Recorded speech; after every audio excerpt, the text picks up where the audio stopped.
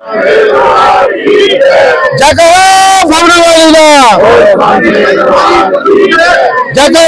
शेरावालीला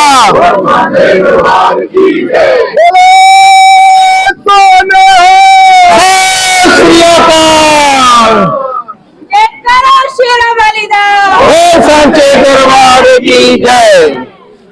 जी आज की ये प्रेस वार्ता हमने खास करके सभी का धन्यवाद कहने के लिए की है।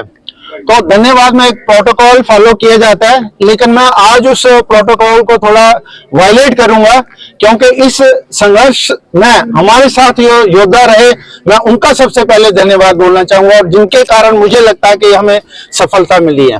उसमें है सबसे पहले हमारे मीडिया बंधु, चाहे वो इलेक्ट्रॉनिक मीडिया के हो चाहे वो प्रिंट मीडिया के हो।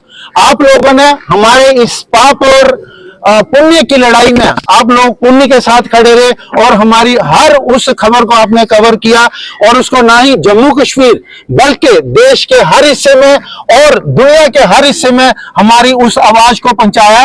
और वहां का जो भी हिंदू समाज था, सनातन धर्म को मानने वाला समाज था हिंदुस्तान के अंदर या पूरे विश्व के अंदर, उनको जब आपको पल पल की खबर देते रहते थे तो उनकी जो आस्था को ठेस पहुंची थी, उनको कुछ हद तक ये विश्वास आया कि नहीं, हमारी आस्था का ध्यान रखा जाएगा और इसके लिए उचित समय पे निर्णय लिया जाएगा। तो मैं आप सभी मीडिया बंधु, प्रिंट और इलेक्ट्रॉनिक, सबका बहुत बहुत धन्यवाद करना चाहता हूं। और साथ में यह भी कहना चाहता हूं कि भविष्य में भी जब कभी आपको लगे कि देश के अंदर कोई ऐसा अन्याय हो रहा, तो आप लोग अगर सामने आके खड़े होंगे तो अवश्य हमें जीत मिलेगी। हमारे जैसे संघर्ष करने वाले आपको कई मिलेंगे, लेकिन आप जैसे जो जिम्मेवार मीडिया है वो उसको सामने आना पड़ेगा। तो इसलिए आप सभी लोगों का बहुत बहुत धन्यवाद। जय श्री राम, जय श्री राम। उसके बाद में आता हूं, देखिए ये संघर्ष 45 दिन का था, और 45 दिन के अंदर अगर सफलता मिली है तो उसका आई थिंक मुख्य कारण यह रहा होगा, एक तो संघर्ष करने वालों के मन के अंदर की पवित्रता, और दूसरा ऐसा सरकार जो हिंदू धर्म की या सनातन धर्म की भावनाओं का ध्यान में रखती थी। तो इसलिए यह मुमकिन हो पाया।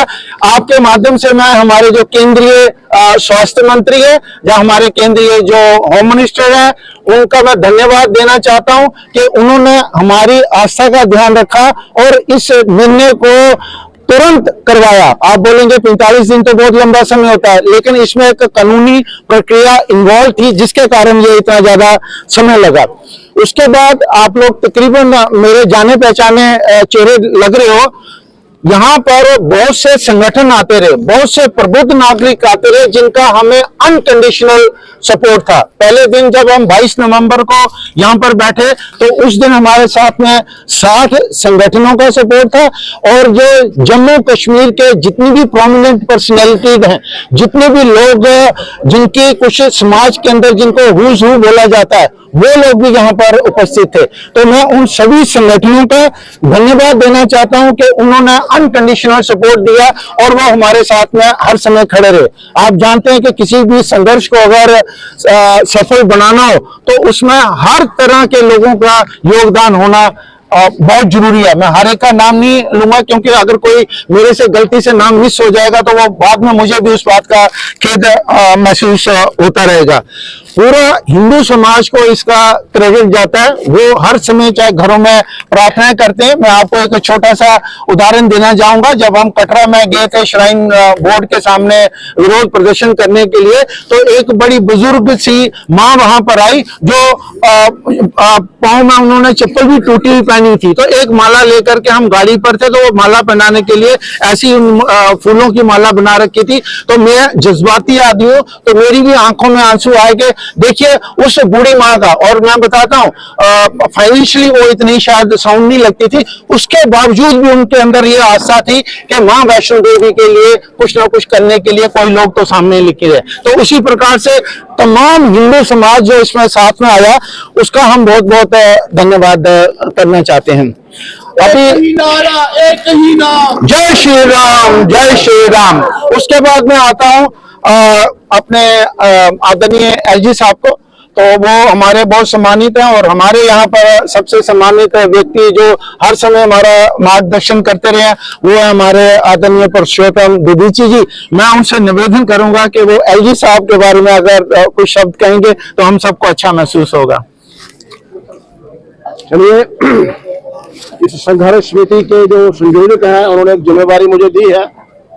आप सबको याद होगा कि 22 नवंबर को इसी गीता भवन के हाल में जम्मू की सब संस्थाएं एकत्रित आई थी और ये विषय आगे बढ़ाया जाए तो संघर्ष समिति का गठन हुआ था।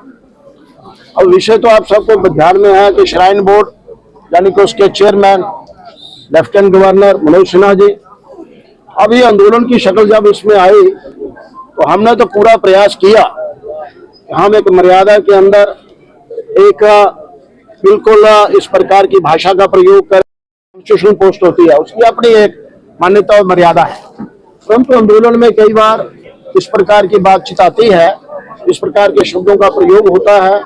तो एक तो मेरा इस पत्रकार वार्ता से ऐसा कहना है कि इस आंदोलन के अंदर जो बातें हुई एलजी के विषय को लेकर के वो उसको अन्यथा ना ले, अदरवाइज ना ले, एक आंदोलन का स्वरूप था। और फिर ये जो निर्णय हुआ है हम लोगों को लगा कि एलजी बिल्कुल खामोश है, कोई बोल नहीं रहे।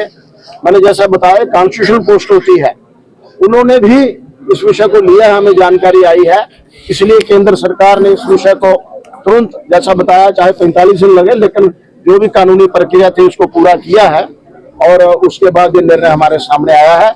इसलिए मैं ये मानता हूँ कि कहीं ना कहीं एलजी मनोज सिन्हा जी का भी इस निर्णय को ले आने में भरपूर सहयोग रहा है। अब मेरे जिम्मे इतनी उनके लिए कुछ शब्द कहने की बात कही थी तो मैंने ये स्पष्ट किया है अगर कुछ इस आंदोलन में इस प्रकार के शब्दों का प्रयोग हुआ उसको वो अन्यथा ना ले, और उन्होंने उनका हमें सहयोग मिला ही है, इसलिए उनका भी धन्यवाद। जी धन्यवाद। मैं अभी इसके बाद वापस आता हूं अपने संघर्ष समिति के ऊपर। तो संघर्ष समिति का ये एक आंदोलन था जिसकी आज जीत को हम सेलिब्रेट करने के लिए यहाँ पर इकट्ठे हुए हैं।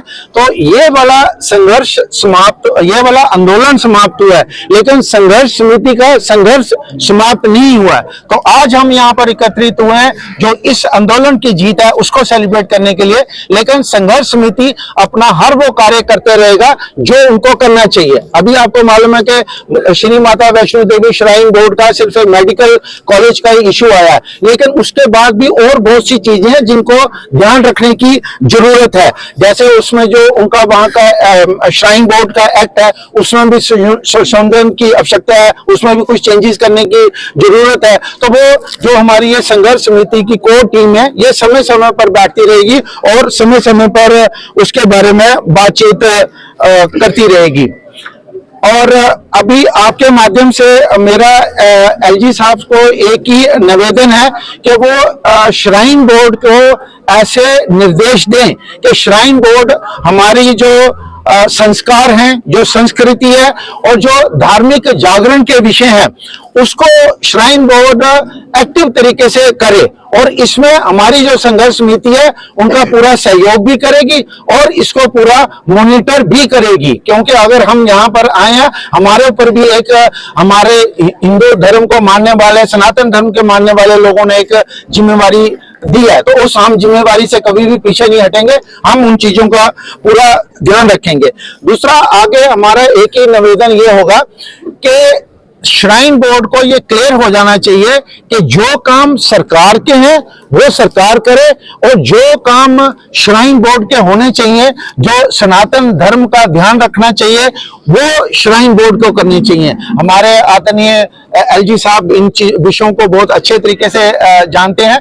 हमारी तरफ से जब भी कोई भी किसी प्रकार का सहयोग होगा श्राइन बोर्ड को और अच्छा बनाने के लिए हमारे सहयोग पूरा रहेगा, लेकिन इसके साथ साथ संघर्ष समिति हर उस एक्शन को भी सुपरवाइज करेगी जो श्राइन बोर्ड द्वारा लिया जाता है। बहुत बहुत धन्यवाद आप सभी का। जय हिंद।